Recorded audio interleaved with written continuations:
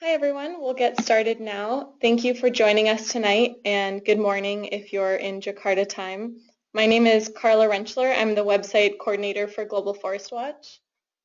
And I'm Susan Minnemeyer. I'm the GIS manager for Global Forest Watch, and I manage the Global Forest Watch Fires website. So to start today, I'd like to give a little bit of introduction on the Fires website and why we created it. The Fires website was launched in July 2014 to address the problem of chronic land fires in Indonesia, which occur each year in the dry season. And for the most part, all these fires are illegal except for those set by smallholder farmers with less than 2 hectares of land. The fires are also not natural in Indonesia.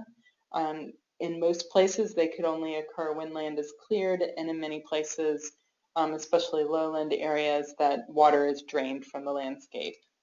Many lowland forests in Indonesia are on peat soils. These are soils where organic matter in a swampy landscape have built up over thousands of years. And so when these lands are cleared and drained, there's a huge amount of organic matter dried out in the soil that becomes very flammable. So I'm sure as you're all familiar, 2015 was the worst season for fires in Indonesia in nearly 20 years.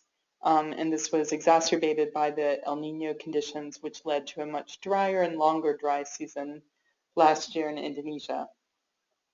So the fires, in terms of the causes of them, they're routinely used in many cases to clear land for planting, or historically they have been for a long time, and this ranges from everything from smallholder farms to very, very large plantations. And the reason for this is that it's far cheaper to clear land with fire than clearing mechanically using bulldozers or large equipment. And the human health impacts are a major concern around the fires, and the impacts of the annual burning on human health are only beginning to be widely known. And just really quickly to share a couple of administrative points. We're going to be taking questions during this webinar, and we'll answer them as we go along. So if you have any questions, go ahead and type them into either the chat or the question box, and we'll try to answer as many of them as we can. And this webinar is also being recorded, so we will send out a link to where it's posted on our YouTube page afterwards. Great. Okay, so 2015 fire season in Indonesia was the most devastating since the fires of 1997-98. And during the fire season, there were an estimated 40 million people exposed to hazardous air quality. And in Indonesia, over 500,000 people had to seek medical help. And the deaths of 24 people were directly linked to the fires and the haze. The economic impact was estimated by the World Bank to be over $14 billion. And in terms of active fires, we counted over 130,000 fires and estimated that for the year it tripled Indonesia's greenhouse gas emissions and also increased global greenhouse gas emissions by 3%. Haze routinely travels across the Southeast Asia region, affecting Singapore and places as far away as the Philippines, Vietnam, and Thailand over the last year. But air quality is far, far worse within Indonesia. And it's only in the last year that publicly available data on air quality were made available in real time. So that opened a lot of people's eyes to the seriousness of the health impacts from the haze. In terms of the sharing what's happening in the media, what's happened is that we've tended to see a lot of the same stories every year about the patterns of the fires and where the fires are taking place.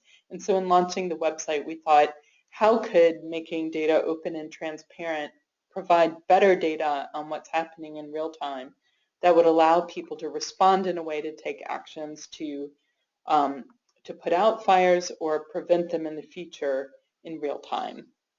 And also by understanding what's driving fires and where they're taking place, could this lead to better policies that would prevent fires in the future?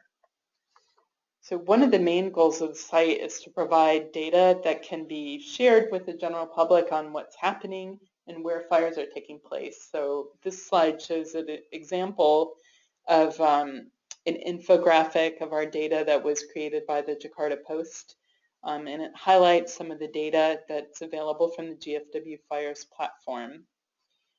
So some of the issues that could be pointed out with this data were targeting fires where the impacts are the worst, such as fires taking place on peat, and also focusing on the regions with the most fires. So for example, last year, South Sumatra and Central Kalimantan led the country in the terms of the numbers of fires.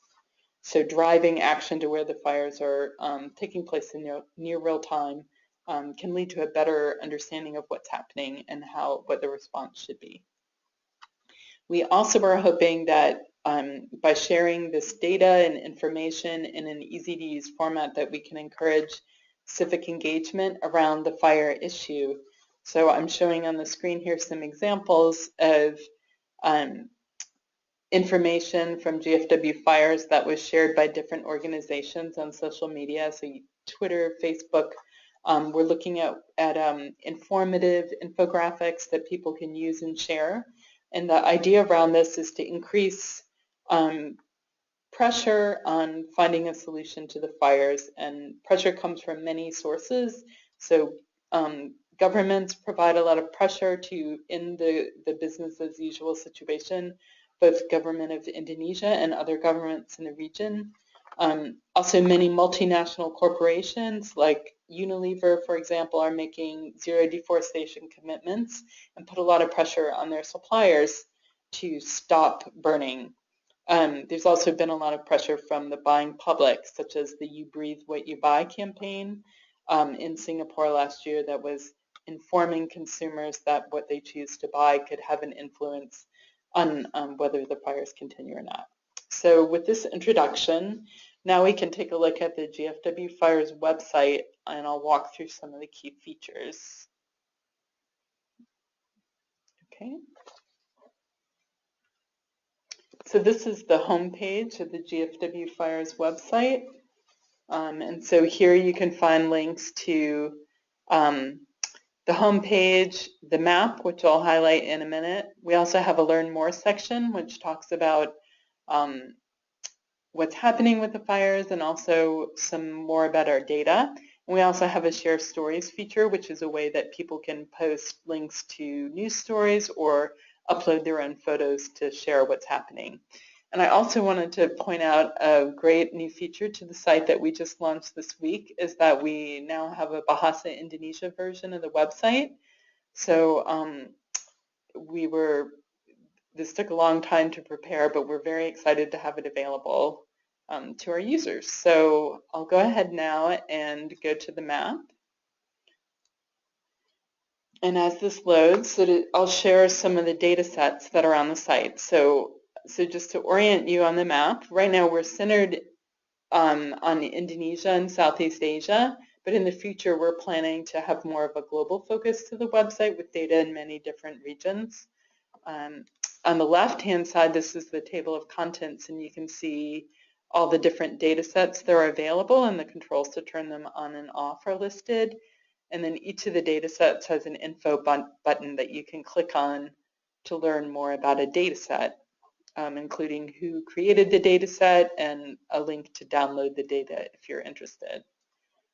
Then on the right-hand side, we have a link to our fire report, which I'll show you later. Also, the ability to subscribe to alerts, viewing high-resolution imagery, which I'll highlight in some examples, and then the ability to change the base map on the website. And then down here, there are some other main controls for the site, zooming in and out, sharing your view on social media, and then also we have this time sync feature, which I'll show you a little bit later, which lets you see what the situation was on any date since the website launched. So just to say a little bit about our main fire data sets, we have two main fire data sources. They're the VIIRS active fires and the MODIS active fires, and these are both shared through NASA, and they're satellite-based fire data sets, and they detect heat on the ground and infer the presence of fires. And so first, the MODIS active fire data set was, the satellites were launched in the year 2000, and the data set runs from 2001 to the present, so it's a very long history.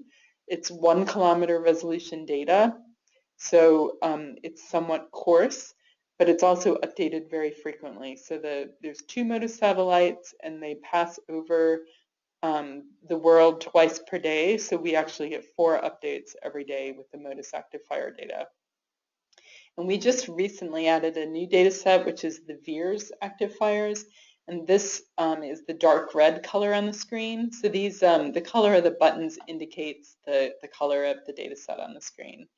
And the VIIRS active fire data is a higher resolution data set. It's 375 meter resolution, and the satellite's a bit more sensitive, so it can detect a fire as small as 1 meter by 1 meter if it's hot enough. So we think that adding this data set will provide a lot more fire detections. The other thing that we've noticed in Indonesia is because of the frequent cloudiness that we often see the fire data sets not overlaying exactly with each other. So by having 2 different sources, we can detect a greater number of fires. So that's the main overview of our fire data sets. And I think then we could see if there's, okay, so I think I'm going to go ahead onto our first example. So I'm going to show an example from a region that had, that was in the news for fires in the last year, and this is Teso Nilo National Park. So if you scroll through our data sets, there's a protected areas data set. It's from the World Database on Protected Areas. And I'll zoom into Teso Nilo National Park. And if you click on any of the data sets on the website, you can get information such as the name and the status of the protected area. And then it also will tell you the fire history in the last week. So there haven't been any fires in the last 7 days in this region, but then we can also look at days when we knew fires were taking place. So we can, I'm going to switch to our high resolution data and turn on the data that we have from Digital Globe. So Digital Globe is a satellite that has super high resolution data as high as 30 centimeters. And this is the detailed data that you often see, you know, if you're zoomed far into Google Maps, and you can see individual cars, individual trees, you can even see individual branches on trees. So there's a huge amount of information in the data sets. And we had a partnership with Digital Globe to task satellites when fires were taking place to capture them when they were happening. So I'm going to highlight an image from last year. So I'm just going to use the controls here. You can select a date range for imagery. So I'm just looking for any imagery available in July 2015. And then if you click on the boundaries of the image, you can choose one of the ones that's available. So I'll let that draw, and then I'll zoom into the data. It can take a little while for this imagery to load, but once I've zoomed in a little bit further, you can really see the incredible resolution. And it also gives you the first real look while the fires are taking place on what is actually happening on the ground. And the first thing that you notice in this region, I'm just going to turn off these footprints so they're not obscuring the view, is that despite the fact that this is within the boundaries of a national park, there's a huge amount of clearing and development taking place. And in many areas, we can actually see live fires happening on the ground. So one of the things that we also did with the imagery is that we crowdsourced this imagery on Digital Globe's TomNod platform. And you can also turn on that layer. I'm going to turn off the imagery for a minute so we can see that. But we have all these links where people were viewing the imagery and then identified burn scars or active fires in the data.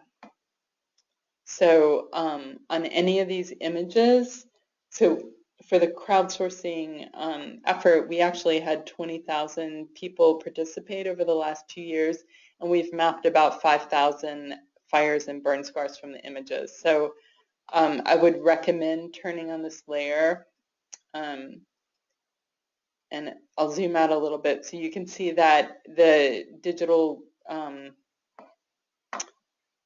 globe imagery where we've crowdsourced the data, it doesn't cover the entire maps, but you can get an idea of where we have this super high resolution images that you can see these fires taking place.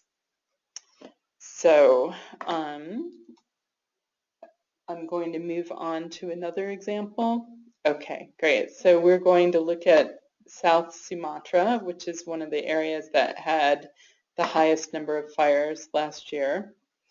And I'll show some of the other data sets. So one of the powers of the platform is having all this contextual data to better understand where the fires are taking place. So we have concession data, which shows permits for oil palm, wood fiber, selective logging, and you can look at any of these data sets.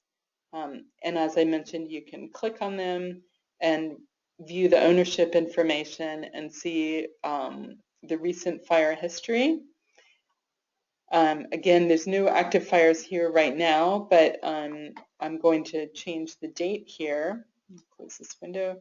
So here's this time sync feature, and I'm just going to go to a time last year when I know that many fires were happening. So in October 2015, I'll pick October the 14th, and it'll turn on every data set on the platform that was available on that date. So it also asks me to switch to this dark base map, which helps the wind data show up. So it can be a little confusing because it's turning on every data set here, but what you're actually seeing is what the fire risk was on October 14th. You're seeing where fires were taking place on that day. You're seeing what the wind direction was on that day. And so it's really useful to scroll through this to see what's happening. So I'm going to just turn on a few selected data sets to help make it easier to see. But we can see that these wood fiber concessions here had many, many active fires, and this was actually one of the highest concentration of fires last year. And then if I zoom out a little bit further, we can see the wind direction. And then we also have air quality data. So we have air quality data for Singapore and Indonesia, and it's for selected cities only. But you can see that on this date, the Singapore air quality was this yellow color in the moderate range. So actually, if you look at the wind direction, the wind was coming from offshore, so the air quality was okay despite the number of fires. But many of the cities within Indonesia, so in Jambi, there was poor air quality, and in Palembang, there was very hazardous air quality. So we saw many cities in Indonesia experience really terrible air quality while the fires were taking place. So I encourage you to play with the website and look and see what the situation was on different dates. So I also wanted to mention while we're here that you can subscribe to fire alerts. I'll just turn off this wind data to make it a little easier to see. So if I click on any of these concessions here, you can subscribe to alerts. And what the alerts are is you can receive emails or SMS messages on your phone whenever a fire is detected in your area of interest. So you can either click on any area on the map. It works for the protected areas data and the concession data. Click subscribe. You can give it a name, enter your email address, and click the subscribe button, or you can enter your phone number. So with either one of these steps, you'll get a confirmation message either in your email or on your phone to say, yes, I want to subscribe, and then you'll start receiving alerts. And as I mentioned, when fires are taking place in your area of interest, you can get up to 4 messages a day. and it's a great tool if there's an area that you really want to keep close tabs on, and then at any time you can unsubscribe. So we also can sign up for alerts using this tool on the right-hand side of the website, and this has a drawing tool, and so you can say you're interested in a wide area, you can draw that on the map, click on the area, and then you get the same ability to subscribe to alerts. So you can give it a name that you'll recognize.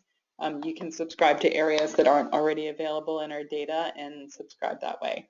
So we've had about, I think about 200 people subscribe to email alerts, and about 100 people subscribe to SMS message alerts. So it's definitely an interesting way to keep in date. So we encourage you to try these out. So, and I also just wanted to show really quickly what one of these fire alert emails looks like. So this is for a subscription that I subscribe to. I drew an area over Riau province and named it. And this is an email I got today. It said that there were 9 new fires in my area. So you can just scan the messages in your inbox and see if there's an alarming number you should check out. And you get a map showing where they are, a table, and then you can also click here to view an interactive map with the data. And this works on your phone as well as on your computer. So it's a great way to figure out what's happening. And then again, you can always unsubscribe if you want to stop receiving the messages.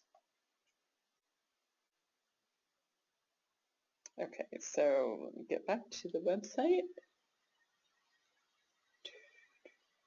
Okay. And we have one question about whether it's possible to download data sets from Global Forest Watch. Yes, so Global Forest Watch has an open data portal, and you can either get to it by typing in data.globalforestwatch.org or any of the data sets you're interested in. So let's check out this fire archive for Indonesia. It has a link to say learn more, download data. So virtually all of our data is publicly available, and in some cases we don't host it ourselves, but it'll take you to the website of that organization and their download page. So, and we share all of our data either as a download, or there's also a map service. So if you want to create an interactive map with our data, you can as well. Okay, great. So another feature that is very useful on the site that I'd like to share is our fire report feature. So on the fire report, it gives you information on what's happening with fires in the last 7 days. And if you click on the Generate Report button, it opens a new tab in your browser. And it takes a few seconds to load, but what you see here on the top is the date of the report, so it's the last 7 days. It's telling me that in Indonesia there were 115 fire alerts detected. This is actually an interactive map that you can explore. And just also wanted to mention that you can save the URL and copy it and share this with anybody. This is a permanent URL that works for sharing. So we highlight geographic areas with the most alerts. And all of these analyses are the things that we used to do when a fire outbreak was happening for blog posts that we wanted to share, and we just built them into the tool so others could use them as well. So just scrolling through here, I'll highlight a few of them. This is the fire alert count. This graph starts from January 2013, so it shows the number of daily fires during all of the fire outbreaks in the last several years. So June 2013 was a major one, February, March 2014, October and November 2014, and then these are the fires of 2015. So if you look at what's happening across Indonesia right now, actually a little over a week ago, it seemed like there was a growing number of fire alerts, but then it appears to have rained some more. So so far this year, we're not seeing a large uptick in fires in the region.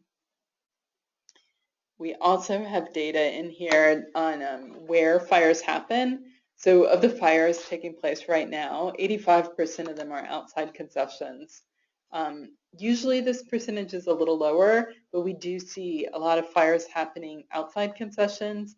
And there's two factors at play here. We know that the data on concessions is not complete. We're missing a lot of information, especially on small and medium companies. And then also there's a lot of development that's happening in areas that are not planned or registered to develop concessions. And this also includes some agricultural land clearing as well. So we also look at the number of fires occurring on peatland. Like last year, we saw some periods of time where there were over half the fires were happening on peat. So this is also a feature that can be fully customized. So if I go back to the main website, I can also choose if I want to customize the report. And I'm just going to show one example. I'm going to do a report for the entire year of 2015 for the island of Sumatra. So I'm going to go back to the beginning of the year and set my start date as January 1st, and then the end date as December 31st. Oops. Sorry, let me set that again.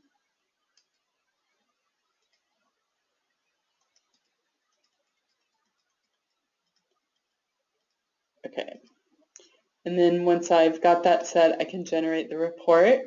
And it's actually going to run this analysis for the entire year. So it can take a few seconds to run when you're analyzing a large area, but it'll count the fires for the entire year, and you can see really interesting patterns and compare different islands to each other to see what's happening. So we had almost 50,000 fire alerts in Sumatra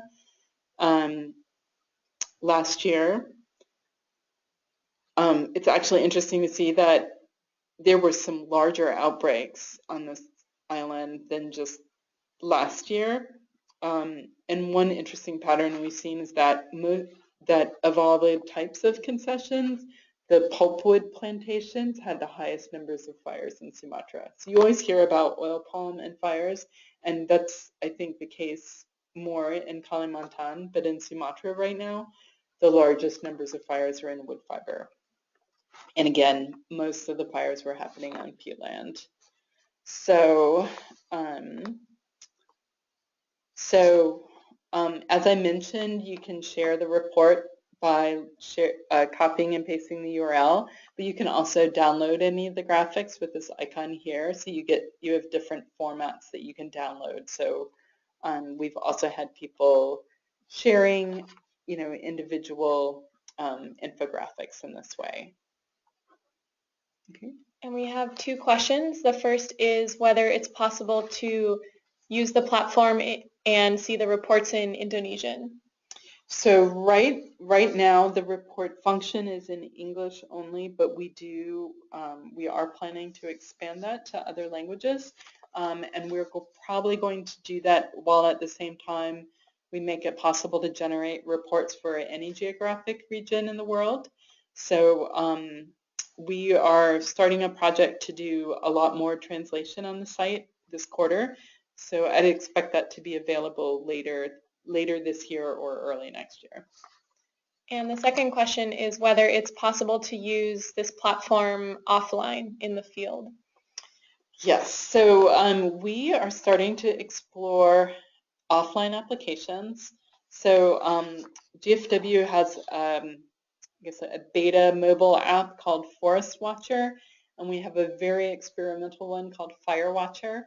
And what we're planning to do with that is basically when you are connected to a phone or internet connection, it'll sync with the website, and then it will work offline while you're in the field. And what we would like people to be able to do is we have a number of companies that want to be able to report back on fires. So one example is the Roundtable on Sustainable Palm Oil, requires companies to say what's happening when a fire occurs in their concession. And if they had a mobile app, we could imagine that they could go to the field, take a photo, it would record, where they were when they were looking for the fire, if they could locate it, and then they'd have some other information to fill out. You could have the survey included. So we're exploring being able to do that in the coming year, and we would definitely be interested to hear from people interested in trying out or to get suggestions on what would be helpful. Okay, great. So I just wanted to highlight a few next steps and upcoming features on the site. I'll turn off a few of these data sets to make it easier to see. So we just launched a new data product last week. And this is the fire risk data set. Okay, and I'm going to actually change the date back to the present.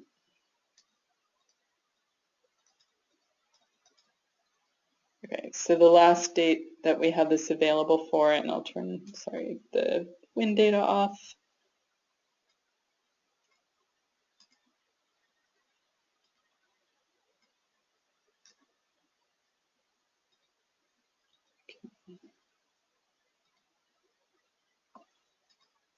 So let me check that again. So the fire risk data, okay, there we go. It's a data set that we developed in partnership with Conservation International, and it runs a model using satellite-based weather data, and it estimates where there's risk of fires due to weather conditions. So it's looking at where rainfall is taking place and gathering temperature and humidity data, and it's using a model which was initially developed by the United States Forest Service called the Fire Danger Rating System. And what it's doing is estimating the moisture content in woody debris and forest litter to estimate when these would be flammable. So I do want to be clear that it's not indicating where fires typically take place, because as I mentioned earlier, most of the fires in Indonesia are set by people. But you can see, looking at the map from this is the weather conditions based on July 26th as of yesterday, that there was some recent rains, so fire risk is fairly low in many areas. And then if you look in Kalimantan, there are areas that are getting into this moderate to high risk. So any of the warm colors, yellow, red, and dark red, are where fire risk is high, and the green or the cooler colors are where fire risk is low. So we're working on adding this data set into some of our subscription features so that people can be informed when risk grows higher.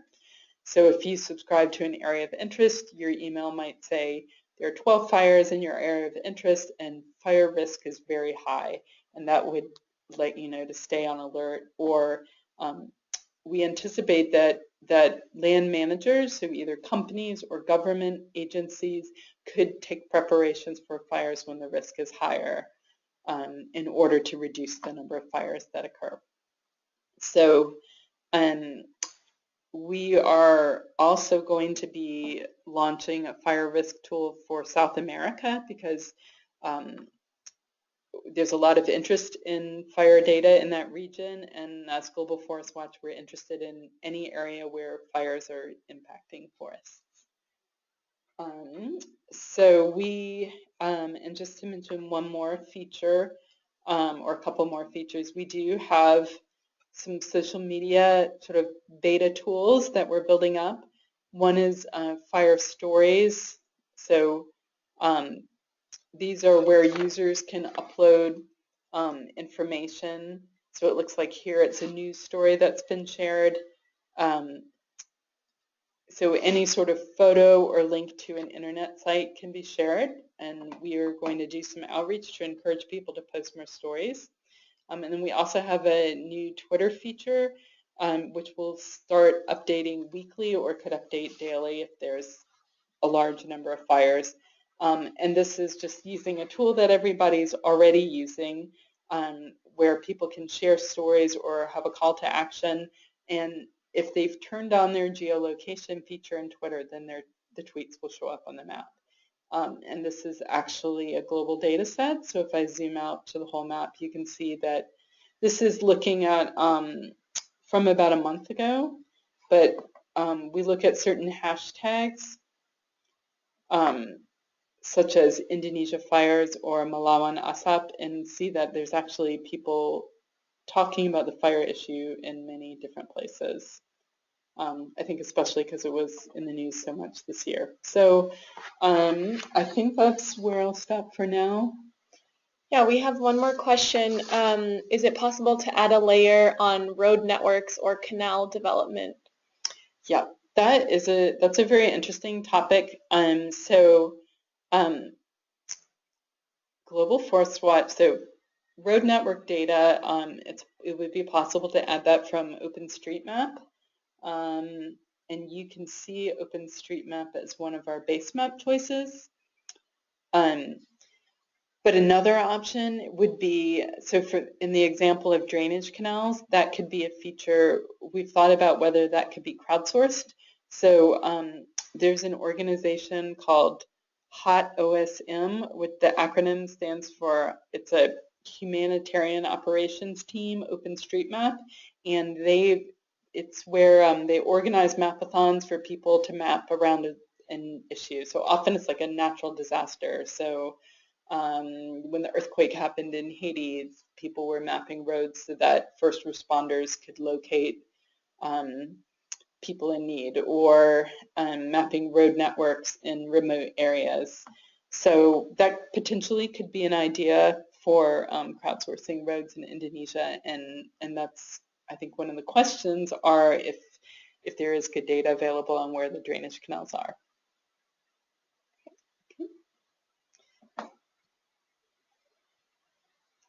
Okay, so that covers everything I was going to share here. Just wanted to get back to our presentation here just to share our contact information. So the Global Forest Watch Fires website has a feedback option, or you can get in touch with us directly if you have any questions about the platform. And we have many times added data set based on user requests, and or written blogs or features on items of interest. So it would be great to have people get in touch with us. And thank you so much for participating. Yeah, thank you everyone for joining us tonight, and look out for a follow-up email with written out answers to the questions that were asked tonight, as well as a posting of the video.